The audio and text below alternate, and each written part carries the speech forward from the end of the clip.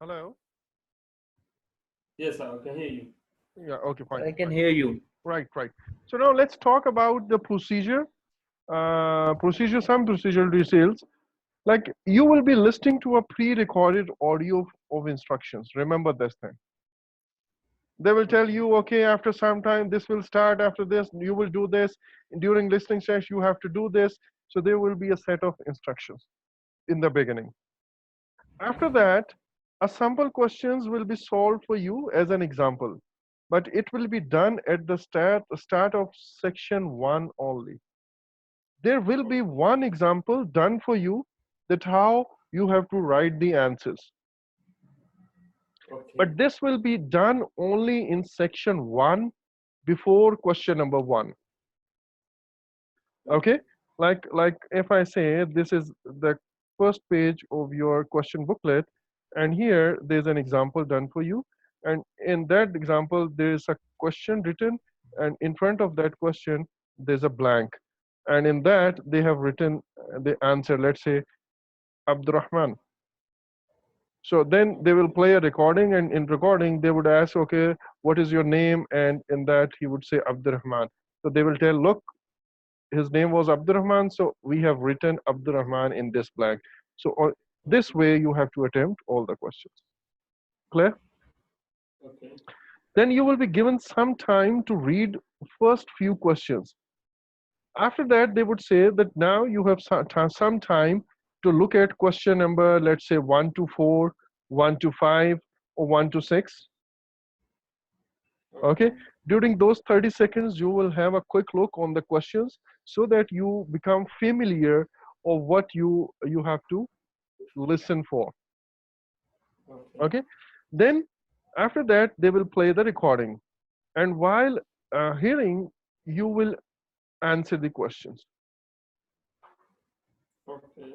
Okay, this procedure is repeated for section 2, 3, and 4. You will be given Okay. 10 minutes to transfer your answer onto the answer sheet at the end of the test. Okay. Okay, now question types. There's a variety of question types that you may expect in listing test, and in that there might be some questions just like reading form completion, notes completion, okay, table completion, flowchart, summary completion, short answers, sentence completion, and so on.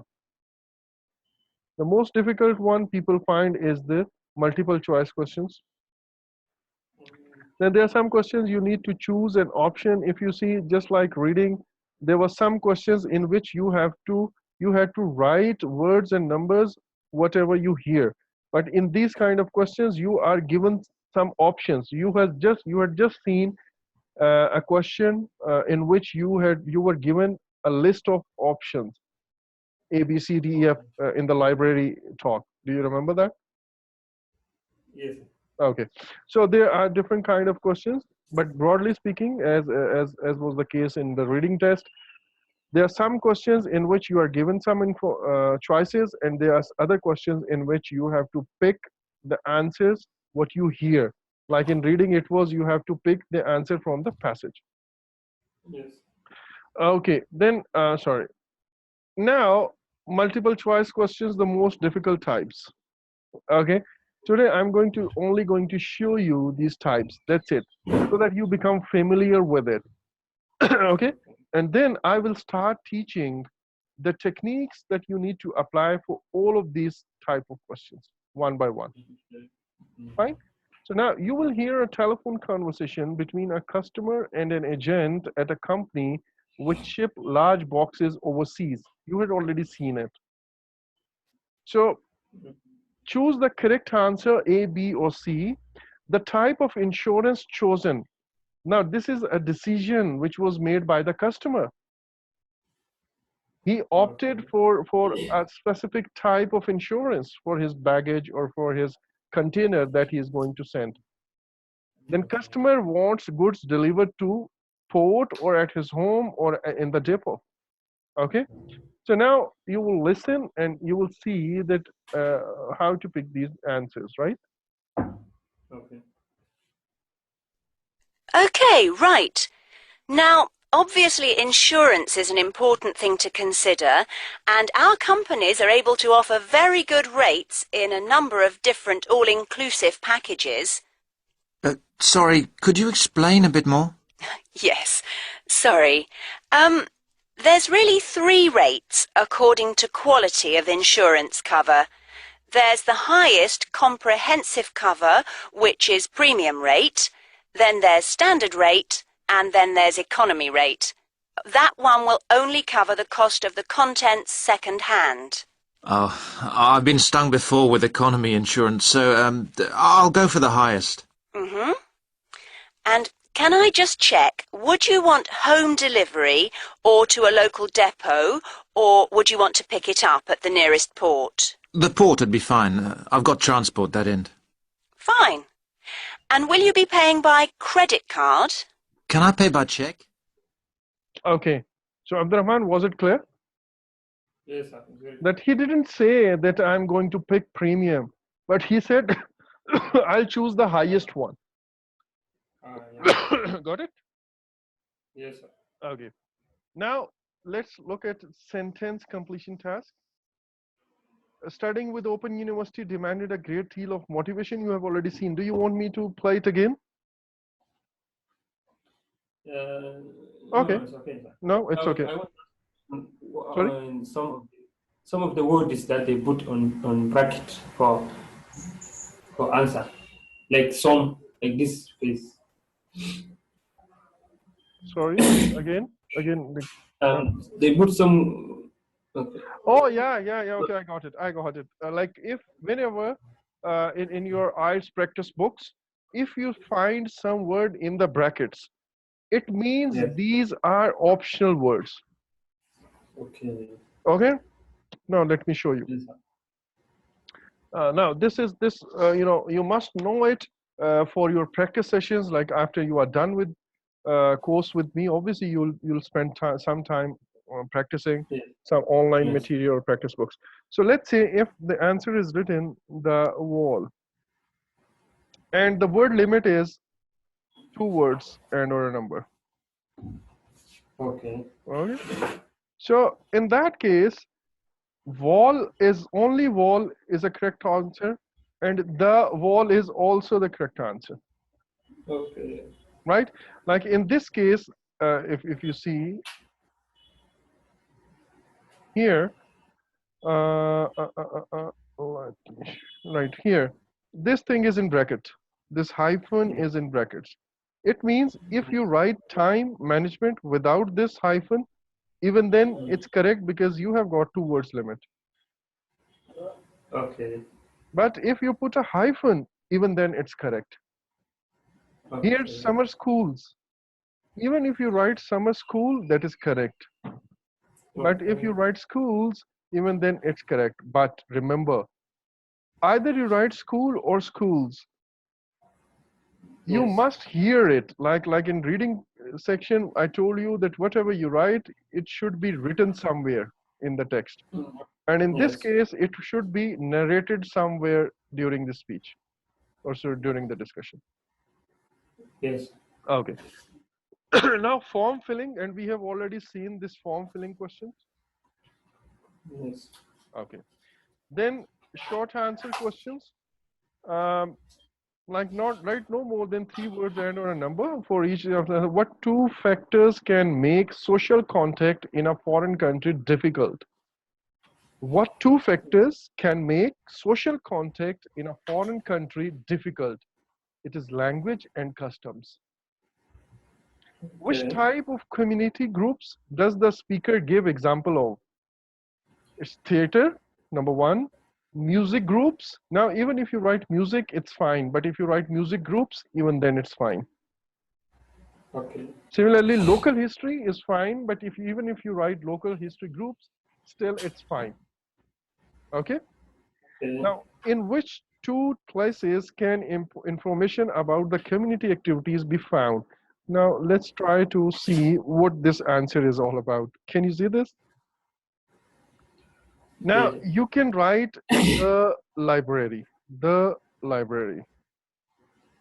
Okay. Okay, that is fine. You can write only library. Let me write it here. Let's not. This says that even if you write just library, your answer is correct. Even if you write libraries, even then your answer is correct. Okay. Now let me make some combinations of it. Now, if you write the library, still it's fine. If you write the public library,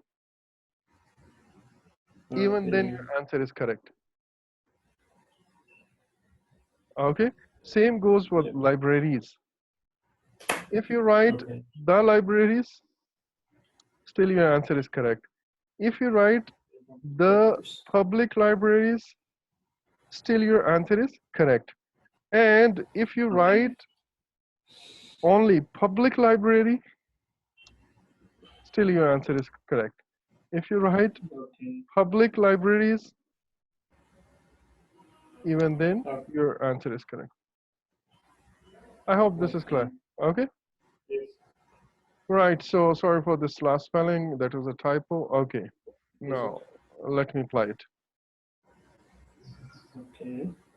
This, this kind of talk you can expect in section 4. You will hear an extract from a talk given to a group who are going to stay in the UK. Good evening and welcome to the British Council. My name is John Parker and I've been asked to talk to you briefly about certain aspects of life in the UK before you actually go there. So I'm going to talk first about the best ways of making social contacts there.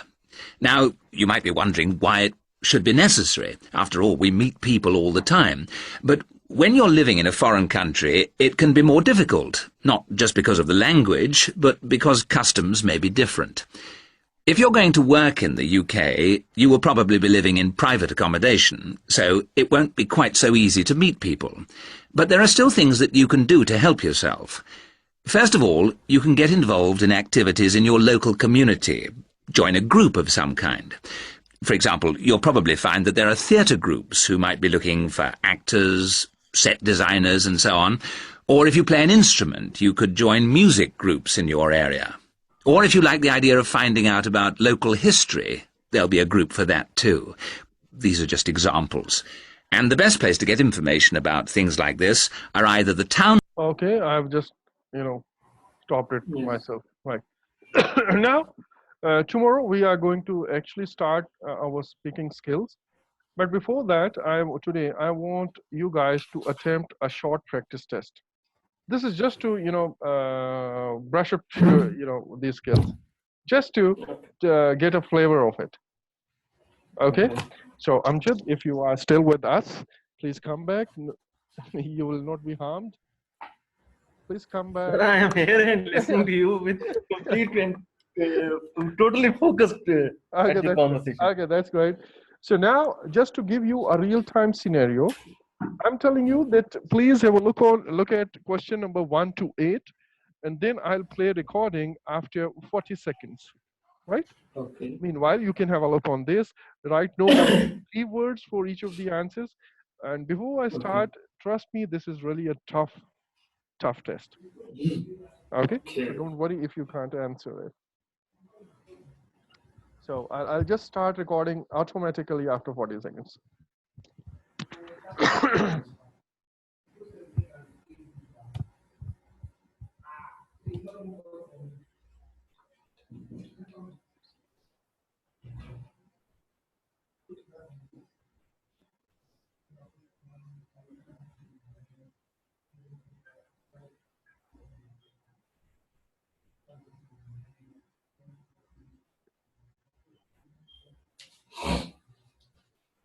You will hear part of an orientation talk given by a member of the Students' Union at a university in Britain. First, you have some time to look at questions 1 to 8. So you are given double time now. Okay.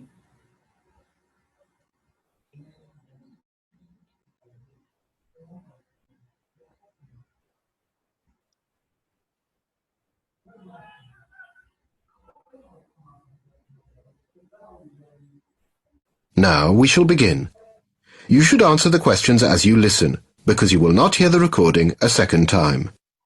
Listen carefully to the talk and answer questions 1 to 8.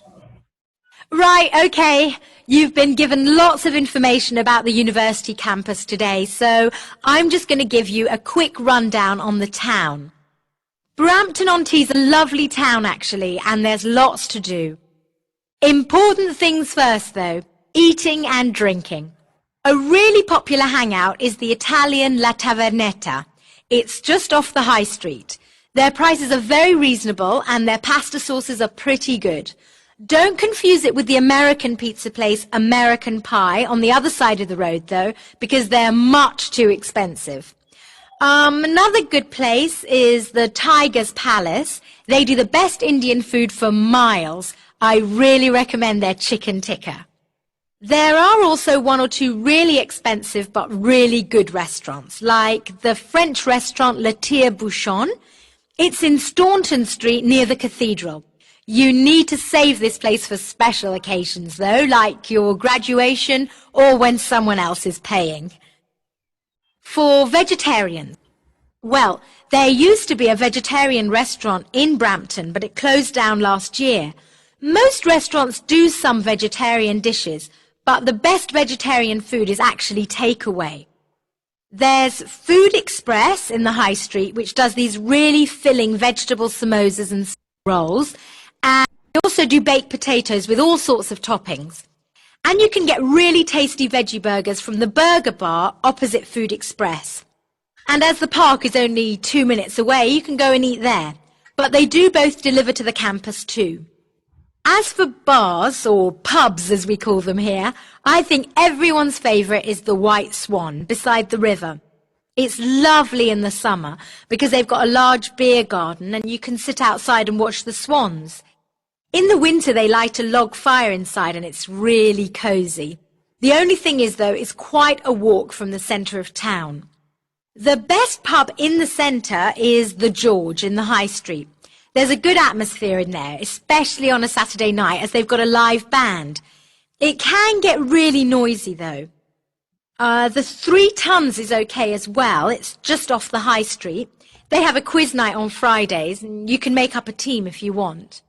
There's also a really nice wine bar called The Cellar. It's in Park Road, but don't eat there. The food's really overpriced. Okay, I've got shopping next on my list of things to tell you about. That is the end. You now have half a minute to check your answers. So I'm there to check your answers, right? So, can you tell me your answers, please?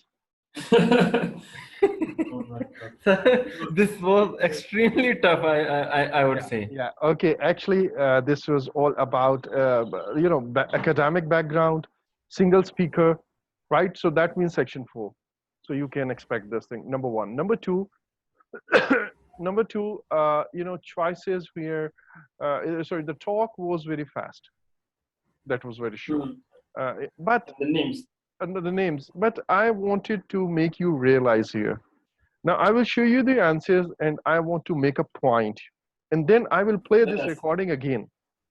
Okay? Okay, let us first tell you what to read, maybe. Okay, the first Italian. Okay. Second, we call it French. Indian, that was chicken tikka. Okay. Tak. Third was French.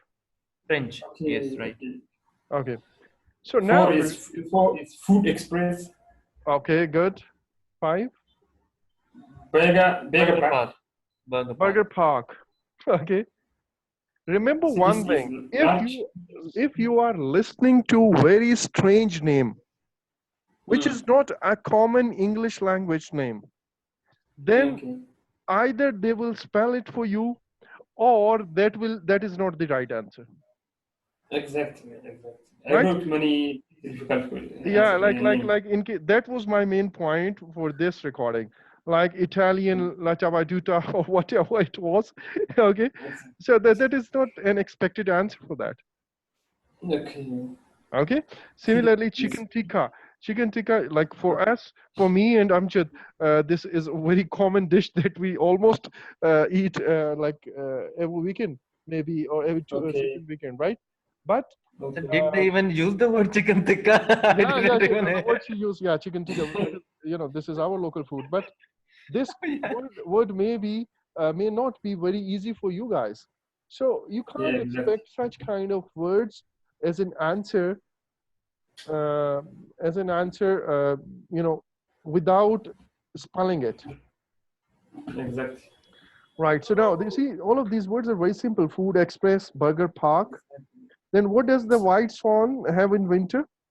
Fire. Sir, it was some Sure. garden, bear garden. Huh? Which Right. is fire. Sure, sounds like. Okay, I'll just Okay. play it again, and you would see Okay, sure. that you missed very easy answers actually. Okay, Okay. Okay. so that was the point. Even if there are very heavy words used in the talk, Yes. they don't expect you to be an expert of all the languages. Okay, Exactly. so they just want that you should be able to understand the very basic English words. That's it. So Exactly. what can you see in the George on the Saturday? Live band, Like band, like band, band. yeah. Mm-hmm. And the Nice. seller was Back on the road. Park Road, right?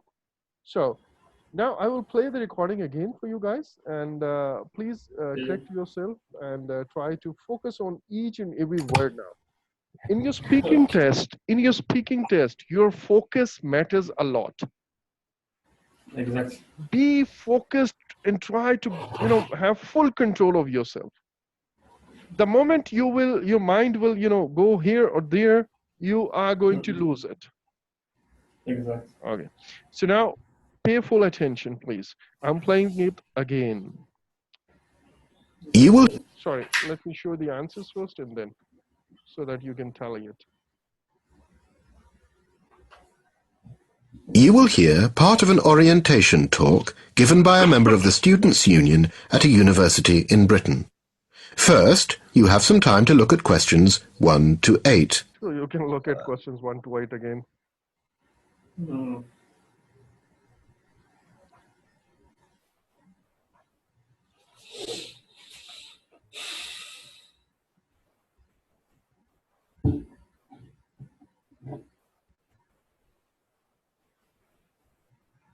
Now we shall begin. You should answer the questions as you listen, because you will not hear the recording a second time.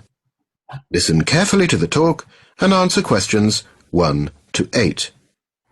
Right, okay. You've been given lots of information about the university campus today, so I'm just going to give you a quick rundown on the town. Brampton-on-Tees is a lovely town, actually, and there's lots to do.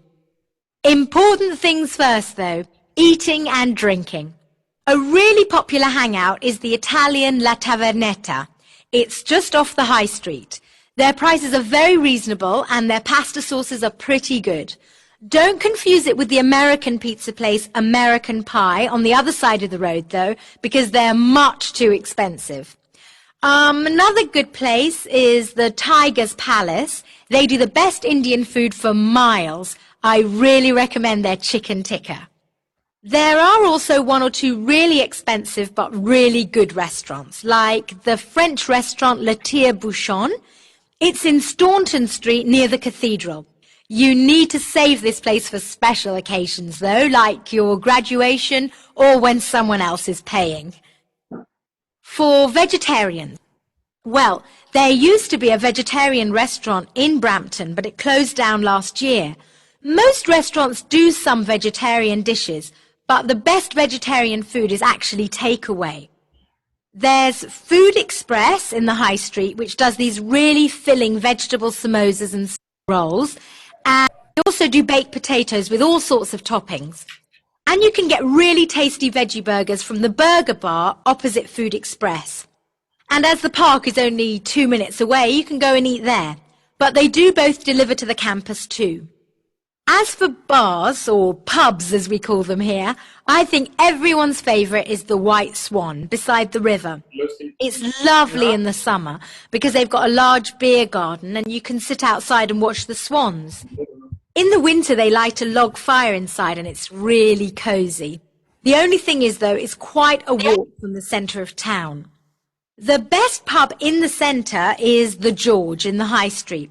There's a good atmosphere in there, especially on a Saturday night, as they've got a live band. It can get really noisy, though. The 3 Tons is okay as well. It's just off the High Street. They have a quiz night on Fridays. You can make up a team if you want. There's also a really nice wine bar called The Cellar.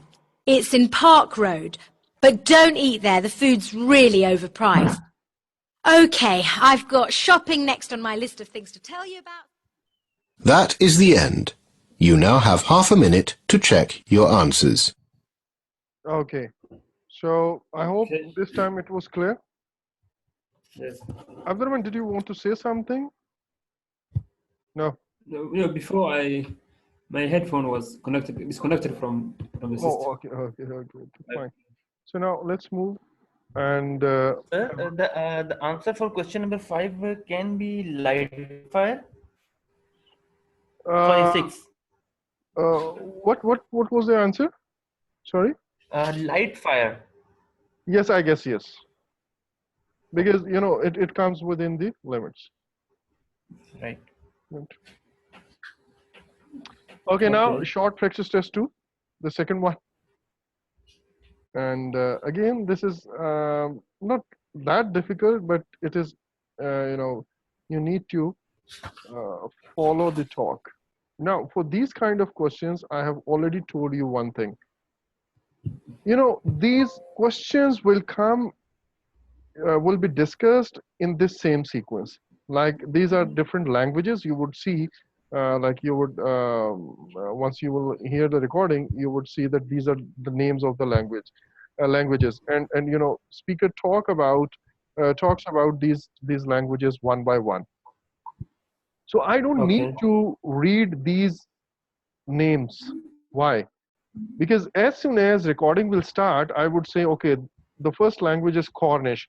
So what the speaker is talking about Cornish, that is important. That is not given in a sequence.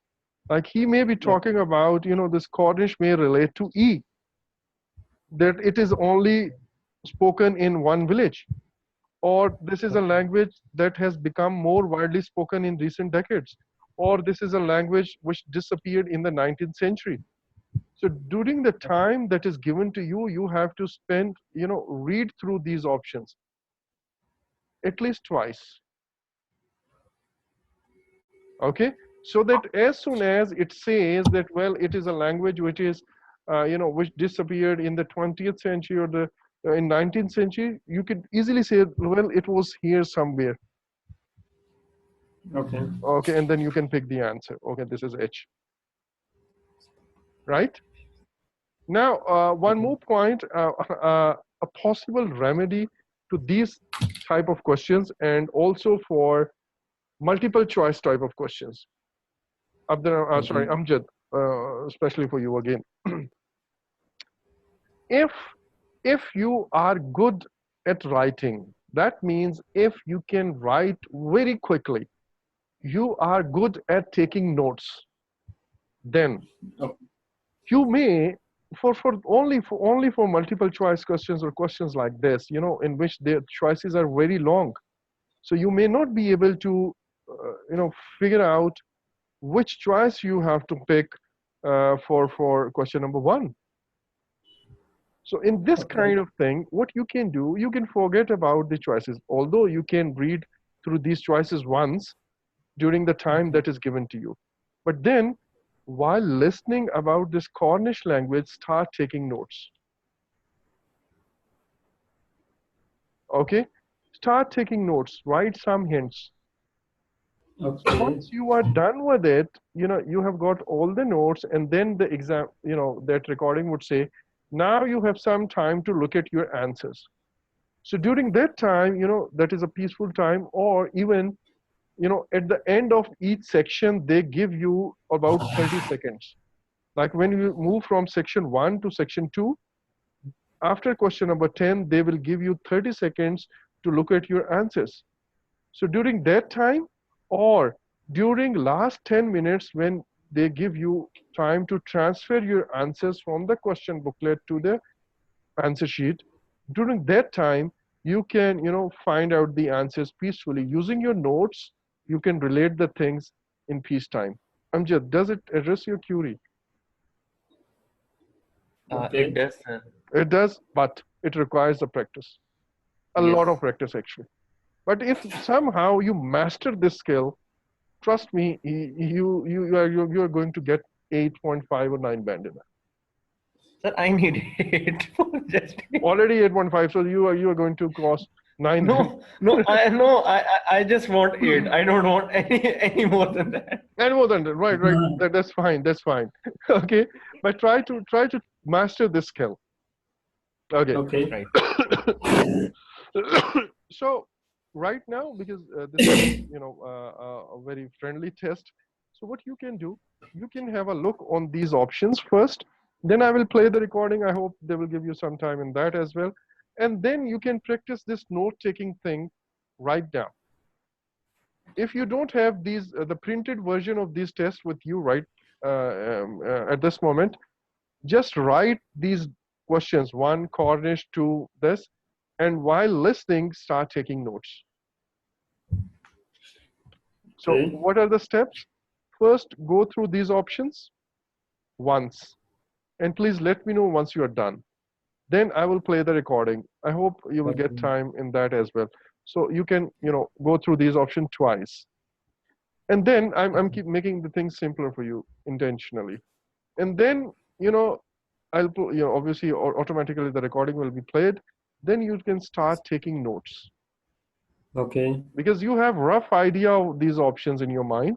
So you can start taking notes. Okay? Okay. Right. So now I'm giving you 30 seconds for this. Please have a look on it. Okay.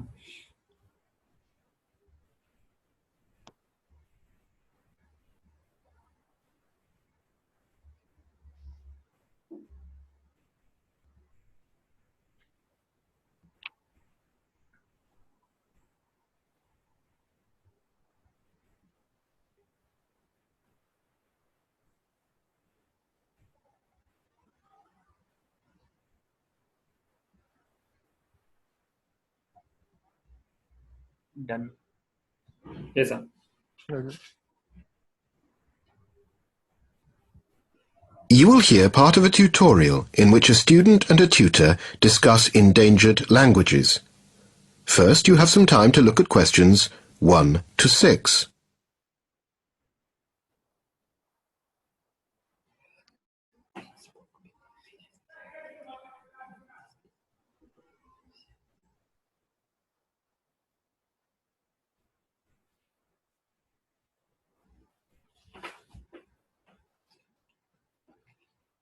Now we shall begin. You should answer the questions as you listen, because you will not hear the recording a second time. Listen carefully to the conversation and answer questions 1 to 6. So, Mark, let's talk about the work you've been doing this week.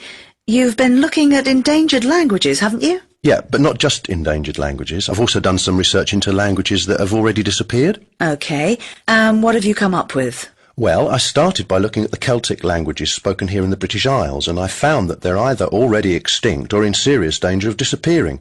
For example, Cornish, which used to be spoken in Cornwall, has been extinct since the 19th century. There have been several attempts to revive it, but they've all failed. And a more recent example is the language that was spoken on the Isle of Man, Manx. It died out in the 1940s. So the only Celtic languages still spoken in the British Isles are Welsh, Irish and Scottish Gaelic.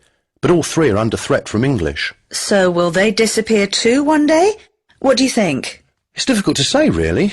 Of the three, Welsh is probably the most likely to survive. My research shows that it's not declining quite as fast as the other two. About 1 person in 5 in Wales speaks Welsh, and it's being promoted in Welsh medium schools, so the number of children who speak it is actually rising. I wouldn't be at all surprised if it made a comeback. And would you say it's mainly because of the spread of English that most minority languages are dying out? Well, it depends on the part of the world. In North America, that's certainly the case. In the 19th century, there were more than 300 indigenous languages, but about half have already disappeared and more are dying out all the time. For example, only about 10 old people still speak Achumawi, a language from northeastern California, and that's out of a tribe of 800. The rest all speak English. What about countries where English isn't widely spoken? Yes, well, in Brazil, there were over 1,000 languages in the 19th century. That number is down to just 200 now, and they're all under pressure from Portuguese. But I've found that it's not always a case of a weaker language being threatened by the spread of a dominant language. There are lots of reasons why languages disappear. A dramatic example is the Trumai language, which was only spoken in one particular village in the Amazon rainforest. In the 1960s, a group of Western explorers passed through this village and, unfortunately, while they were there, they infected the local population with flu. The villagers didn't have any resistance to the virus at all, and all but 10 of them died, so Trumai has completely vanished now. Yes, that's a good example of how a language can become extinct almost overnight. But to get back to endangered languages, is there any evidence that they can be preserved? Yes, I think they can.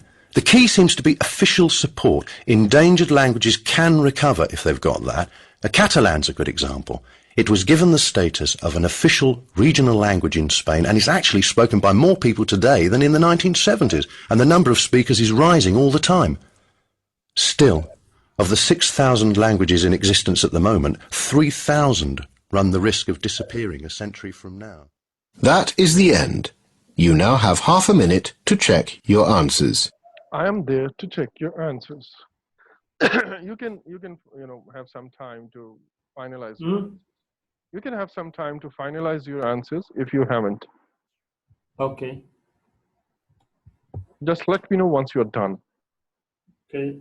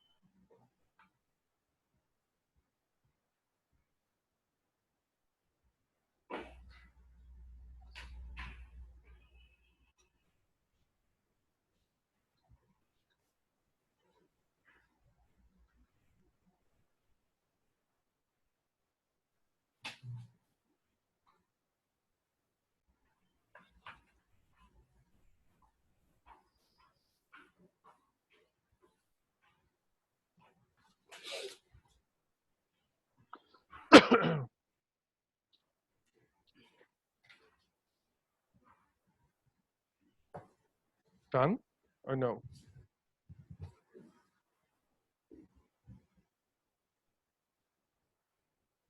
Done, sir, done. Done. Okay, then give me your Yes, answers. sir. Okay.